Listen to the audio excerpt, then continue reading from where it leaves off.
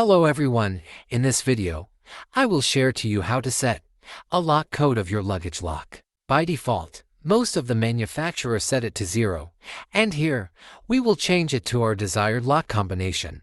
To do it, while in unlock mode, press and hold the unlock button. Then rotate the number selector knob to your desired number combination. And after choosing, release the unlock knob. Now the combination unlock number is already set.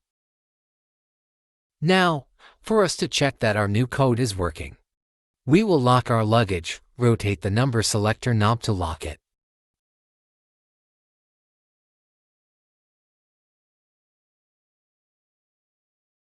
Then, we will set the number selector knob to our unlock combination key, then push the unlock button.